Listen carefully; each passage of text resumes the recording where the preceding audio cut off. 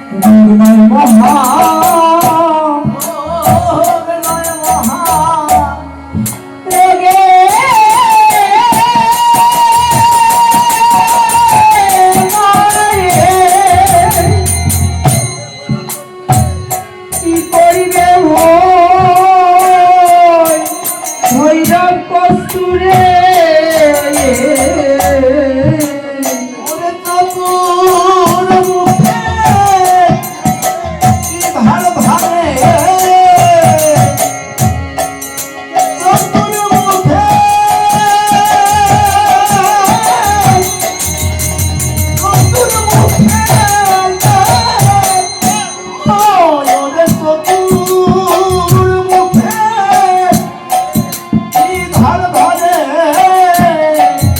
অন্তরসে না রে দুর্গা ওরে চতুর্মুখে ধার ধরে ওই চতুর্মুখে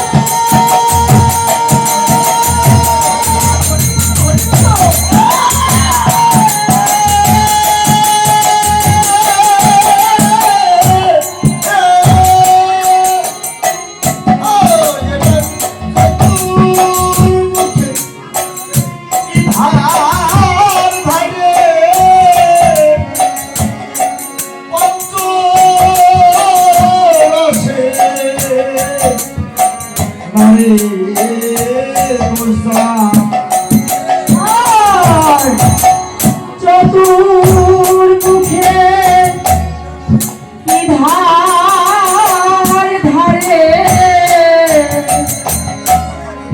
চতুর্মুখে চতুর্মুখে মুখে চতুর্মুখে কি ধার ধারে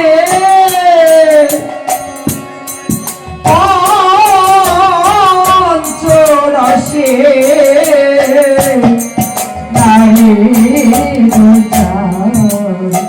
পাগল পাগলে রাখা পাগল নয় পাগলে রাখা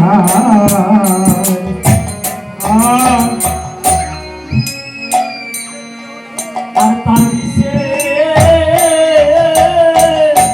আর দিছে এই বিরহ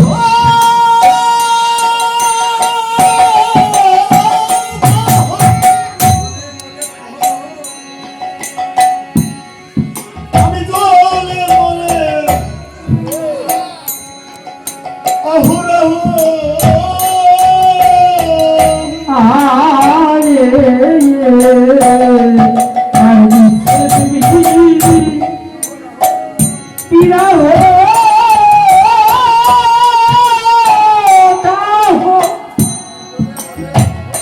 আমি জলে মনে অহরহ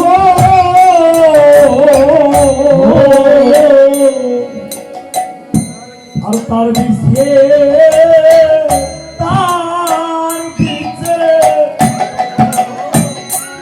এই বিরহ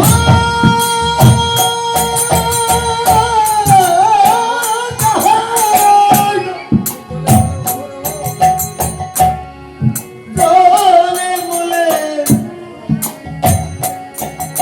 অহরহ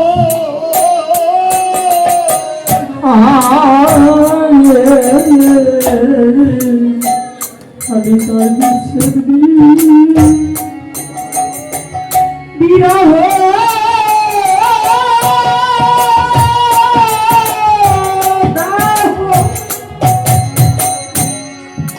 আমি জলে মনে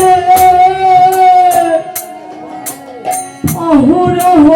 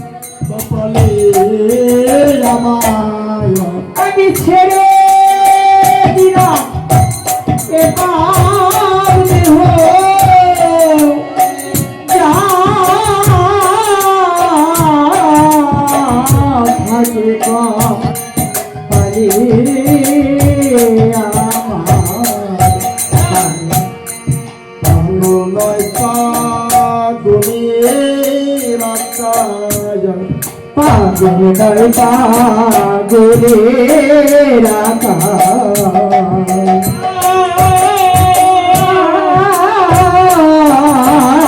পাগল নয় পাগলের আকাশ এনে দে গো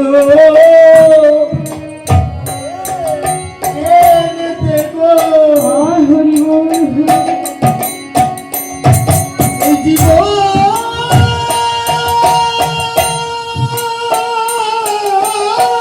বন্ধু পার করিতাম রস সিন্ধু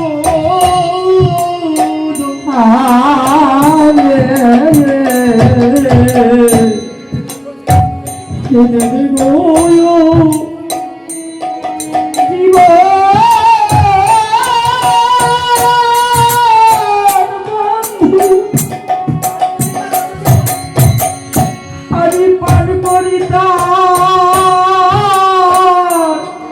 রস সিন্ধু জয় হরি বল। মায়েরা পাগলের গান শুনতে চেয়েছে। দেখুন, পাগল না হলে পাগলের গান করা অসম্ভব। পাগলের গান করতে হলে পাগল হতে হয়, তবেই তার মুখে পাগলের গান শোভা পায়। তারকর্তাই গানের মধ্যে লিখলেন, এনে দেখো জীবন বন্ধু পান করি তার রস সিন্ধু। কেউ যদি সই থাকিস বন্ধু, করব এ রোগের প্রতিকার। কোন রোগের প্রতিকার করতে বলেছে? বিচ্ছেদ রোগের প্রতিকার করতে বলেছে। কাউকে হারানোর ব্যথা যন্ত্রণার প্রতিকার করতে বলেছে।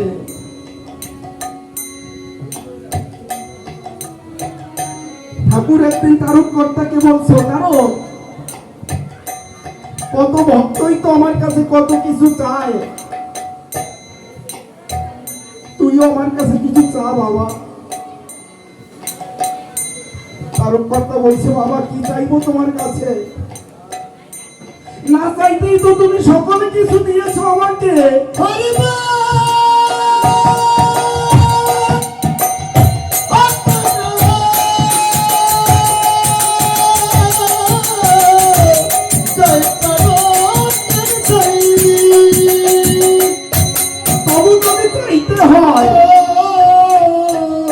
তুমি আমাকে একটা কথা দাও, যেদিন তুমি এই জগতের লীলা সম্পন্ন করে তোমার গোলক ধামে তুমি চলে যাবে, যাওয়ার আগে তুমি আমার সঙ্গে দেখা করে যাবে, এই কথা আমাকে দাও। ঠাকুর বলেছিল, হ্যাঁ তারক, আমি তোকে কথা দিলাম, আমি আমার লীলা শেষ করে যাওয়ার আগে তোর সঙ্গে দেখা করে যাব। তারকর্তা কবি গান করতেন, একবার গানে বেরিয়ে গেলে 1 মাস 1.5 মাস পরে গৃহে ফিরে আসতেন। ঠাকুরকে দর্শন করতে যেতেন এবং গানে যাওয়ার আগেও ঠাকুরকে দর্শন করে যেতেন। তো একদিন সিধানে গিয়েছে, ঠাকুরের চরণ দর্শন করে গানে যাবে। গানে যাওয়ার সময় হয়ে গেছে, কিন্তু তারকর্তা সিধান থেকে যাচ্ছে না।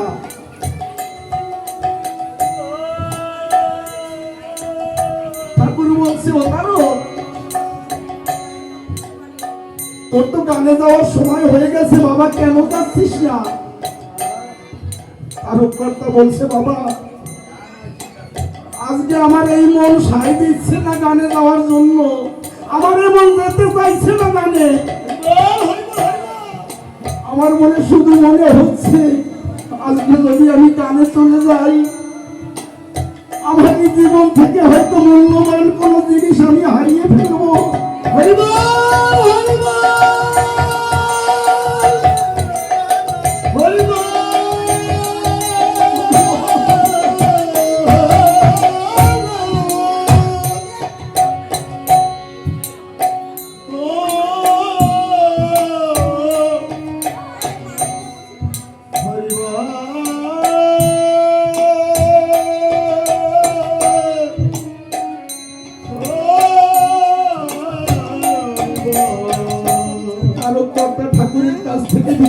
গানে চলে গেলেন।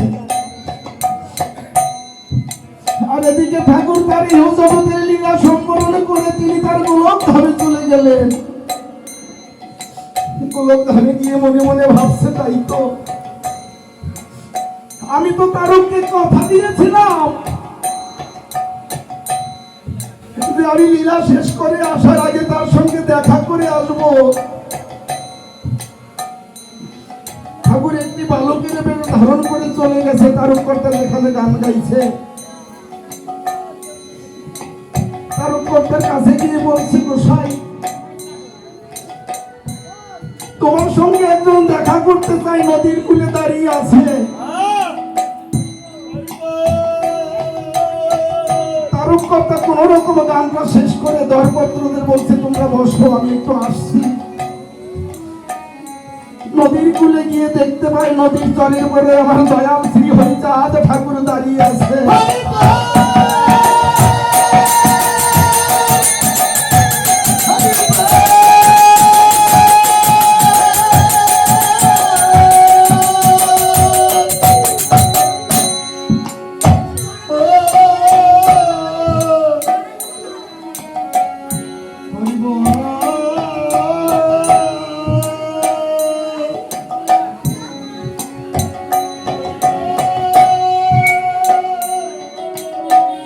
তারককর্তা ঠাকুরকে প্রণাম করে যখন পায়ে হাত দিতে যাচ্ছে, ঠাকুর আস্তে আস্তে পিছনের দিকে সরে যাচ্ছে।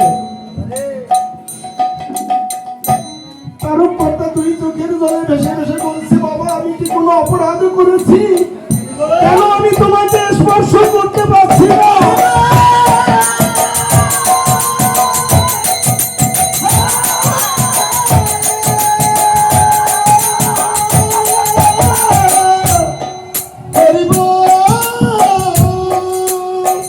ঠাকুর বলছেন, আরে তারক তুই কোনো অপরাধ করিসনি বাবা। আমি যে তোকে কথা দিয়েছিলাম যে আমি এহ জগতের লীলা শেষ করে যাওয়ার আগে তোর সঙ্গে দেখা করে যাব, কিন্তু আমি আজ থেকে 4 দিন আগে আমি আমার লীলা শেষ করে আমি আমার গোলক ধামে যাত্রা করেছি। তাই তো আমি তোর সঙ্গে দেখা করতে এলাম।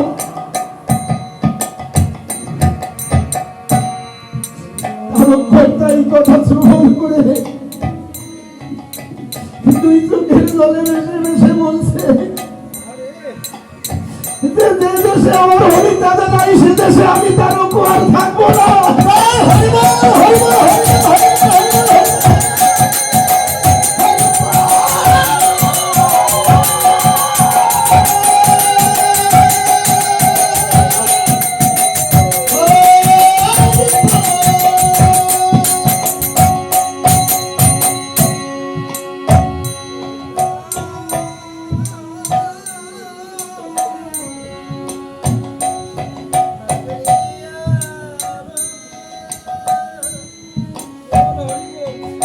আমি এই নদীর জলে ঝাঁপ দিয়ে আমার এই জীবন বিসর্জন দেব।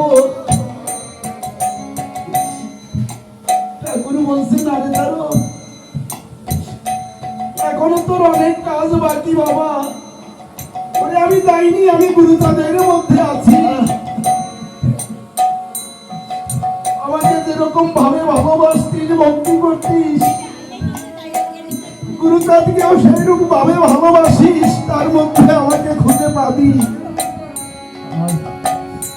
ঠাকুর তারককর্তার সঙ্গে দেখা করে ওখান থেকে অন্তর্ধান হয়ে যায়। আর ওই নদীর বালুর চরে যেখানে ঠাকুর দাঁড়িয়েছিল, ওই বালুর চরের উপরে পরে তারককর্তা দৌড়ে যাচ্ছে।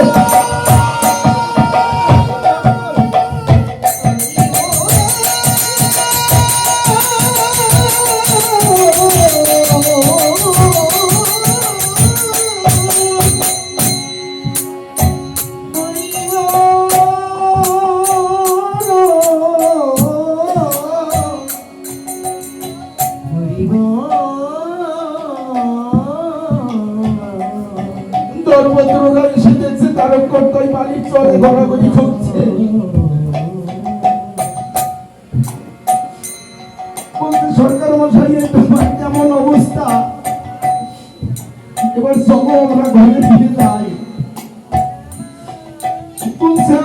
জন্য ঘরে যাব, তোরা বলতে পারিস আমার যে জীবন বন্ধু আমি হারিয়ে ফেলেছি, তোরা কি সেই জীবন বন্ধু আমার কাছে এনে দিতে পারিস? যে কথা তারক কস্তাই গাড়ির মধ্যে লিপিবদ্ধ করেছে, ওরে এনে দেব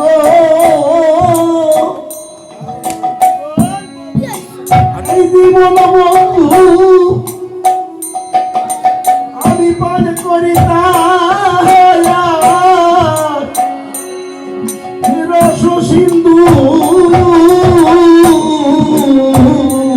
এনে দেগো ওই জীবন বন্ধু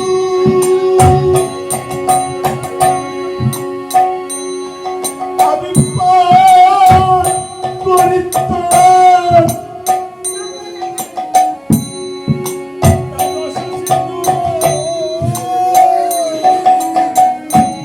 রে গো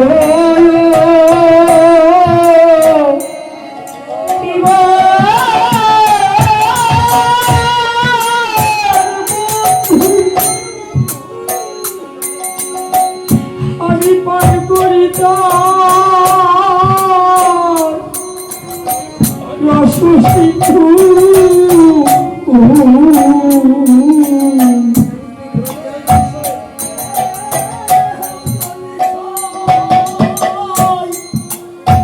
আমার থাকি বন্ধু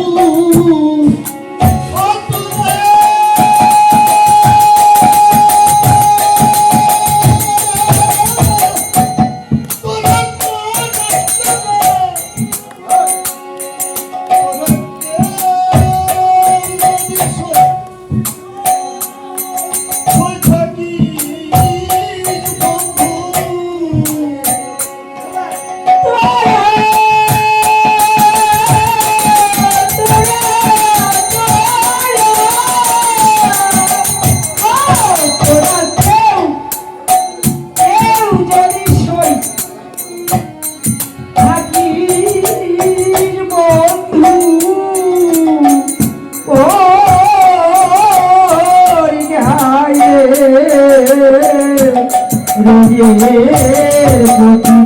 তোরা পাগল নয় পাগলের আকার, পাগল নয় পাগলের আকার পাগল নয় পাগলের আকার লক্ষ্মী বিলাস তুচ্ছ করি ও বিলাস বিলাস মঞ্জুরি লক্ষ্মী বিলাস তুচ্ছ করি ও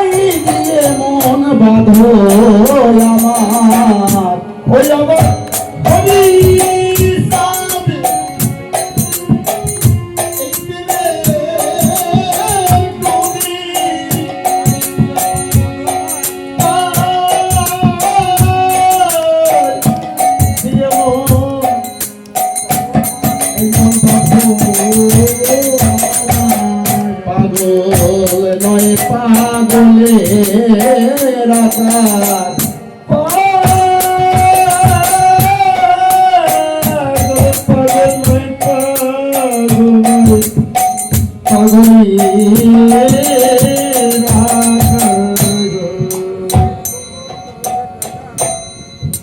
গোসাই গলক গোসাই গলক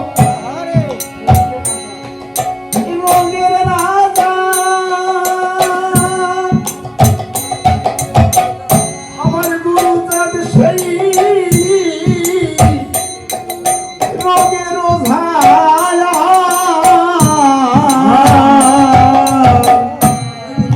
গোসাই গলক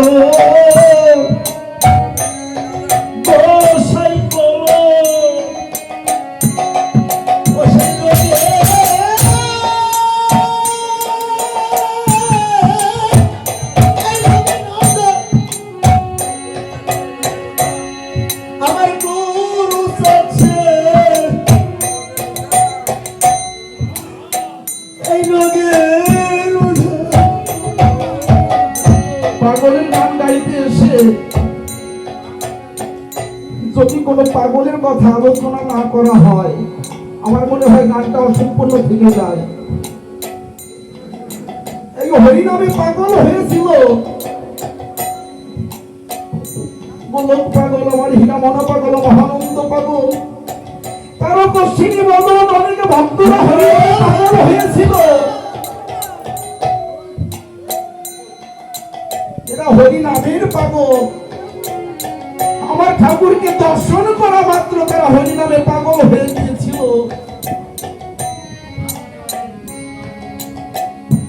ঠাকুর যেদিন মৃত্যুঞ্জয়ের বাড়িতে এসেছিল, আমি সংক্ষেপে বলছি যেহেতু সবাই সংক্ষেপ, হীরামন পাগলে গিয়ে ঠাকুরকে দর্শন করে ঠাকুরের মধ্যে রামরূপ দর্শন করে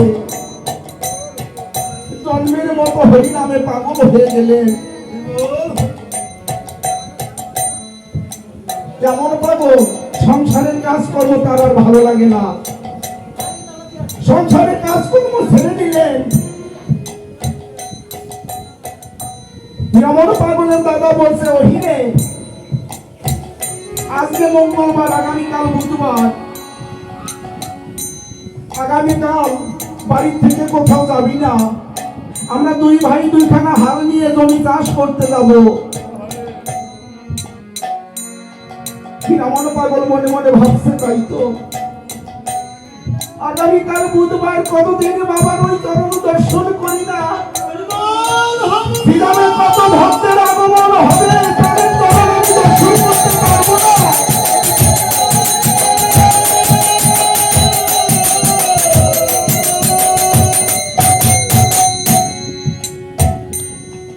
দাদার কাছে গিয়ে বলছে, দাদা, আগামীকাল তুমি আমাকে ছেড়ে দাও, আগামীকাল বুধবার শ্রীরামে অনেক ভক্তরা আসবে, বাবার বাড়িতে অনুষ্ঠান, তুমি আমাকে সেখানে যেতে দাও। আর দাদা বলছে, না না, অনেক পাগলামি করেছিস, সংসারের কাজকর্ম সবকিছু আমাদের করতে হয়, তোর কোনো কথা আমি শুনবো না, তুই আগামীকাল বাড়ি থেকে কোথাও যেতে পারবি না। সারা রাত আমার পাগল ঘুম হয়নি, শুধু ঠাকুরের কথা মনে করে দুই নয়ন জলে ভেসে গিয়েছে। আর মনে মনে ভাবছে, আমি শ্রীধামে যেতে পারবো না বাবা, তোমার ওই চরণ দর্শন আমার ভাগ্যে হলো না। সকালবেলা গরু ঘরে যখন গিয়েছে, গরুগুলোকে ছেড়েছে, গরুর দুই চোখে দিয়ে জল ঝরছে। পাগল বলছে, তোরা অবলা জীব, তোরা বুঝতে পারলি আমার মনের কষ্ট, কিন্তু আমার দাদা বুঝতে পারলো না, আমার দাদা বুঝতে পারলো না আমার মনের ব্যথা। দুই ভাই দুখানা হাল নিয়ে মাঠে চলে গেছে। হীরামন পাগলকে বলছে, তুই আগে থাকবি, আমি তোর পিছনে থাকবো হাল নিয়ে, তুই যাতে ফাঁকি না দিতে পারিস জমি চাষ করার সময়। বাড়ি চষতে চষতে দুপুর হয়ে গেছে।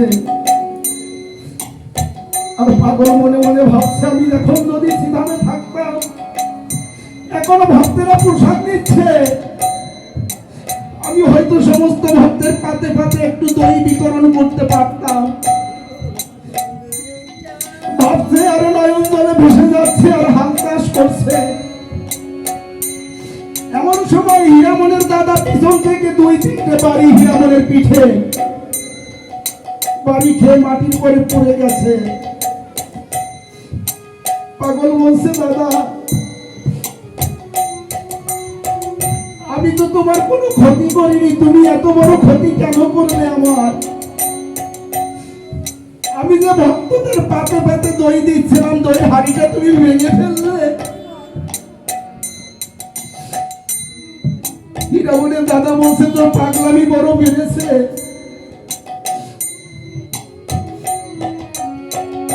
যখন বেলা গড়িয়ে গেছে, কিছু সময় বেলা আছে, হয়তো জমি চাষ করা হয়ে যাবে, এমন সময় সিধাম থেকে ভক্তরা প্রসাদ নিয়ে যার যার বাড়ির পথে যাত্রা করেছে। ওই মাঠের মধ্যে দিয়ে কয়েকজন ভক্ত হেঁটে আসছে। তার মধ্যে একজন বলছে, দেখো দাদা, হীরামন পাগল হাল চাষ করছে। আর কয়েকজন বলছে, না না, তা কি করে হয়? হীরামন তো সিধামে ভক্তদের পাতে পাতে দই দিচ্ছিল, না জানি কিভাবে ওই দই হাড়িটা পরে ভেঙে গেল, সে কি করে এখানে হাল চাষ করতে পারবে? ওই কথা বলতে বলতে আরো এগিয়ে এসেছে।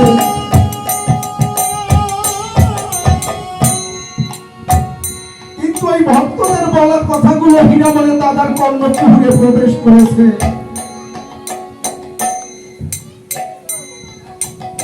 হীরামনের দাদা বলছে, ও হীরে, আজকে যতটুকু বেলা আছে আমাদের এই জমি হয়তো চাষ করা হয়ে যাবে। এই জমি যদি চাষ করতে যাই তাহলে এই দেহ জমিতে আর চাষ হবে না, এই দেহ জমিতে আবার চাষ হবে।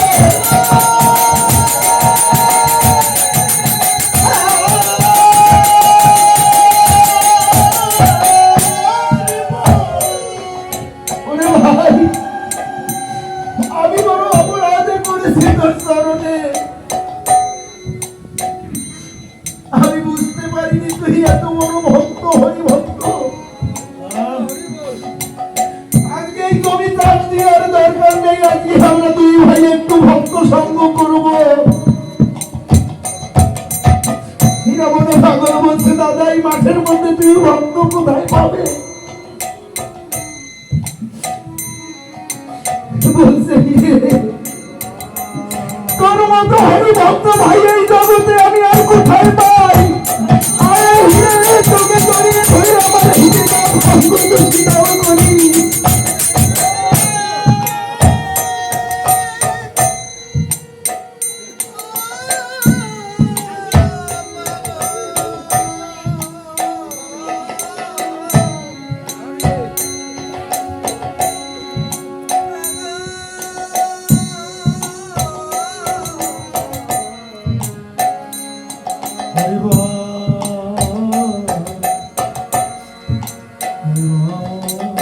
দুই ভাই চাষ করা জমির মধ্যে করে গড়াগড়ি যাচ্ছে। তো এরা প্রকৃত হরিনামে পাগল হয়েছিল।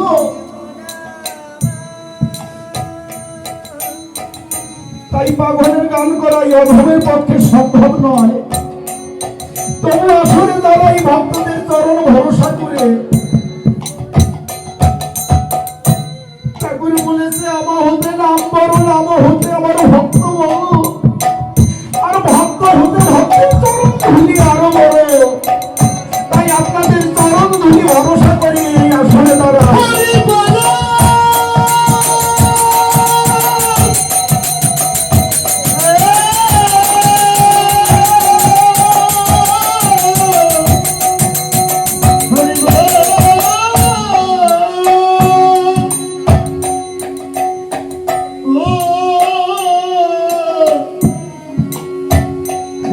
সময় সরল হয়ে আজকে আমরা যে বাড়িতে এসেছি মহতি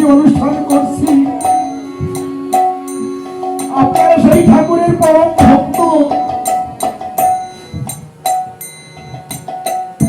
আপনারা চরণ ধুই দিয়ে আমার দিদি এবং দাদাকে আশীর্বাদ করে যাবেন, তাহলে যেন প্রতি বছর আপনাদের মতো ভক্তদের ডেকে এনে ঠাকুরের এরকম অনুষ্ঠান করতে পারে। এবং হয়তো দিদির দুটো মেয়ে তার আত্মীয় স্বজন যারাই আছে সবাই যেন ঠাকুর তাদেরকে ভালো রাখে, এই প্রার্থনা দয়াল হরি চরণে রাখছি। তাই আমার কারণ কথা গাইলেন, গোসাই গেল গোসাই গেল রোগের নাম আমার গুরু পদ সেই রোগের ভায়া গোসাই গেল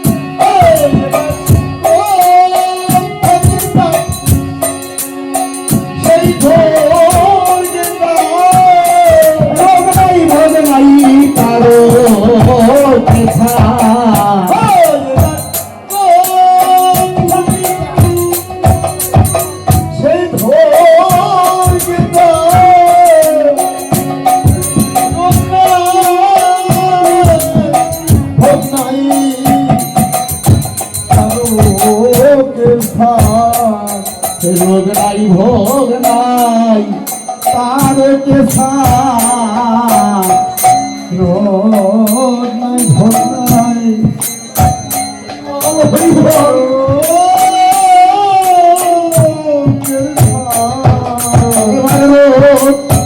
রোগ থাকে সেই ধরে ভোগ নাই ভোগ নাই তার কে ছাড়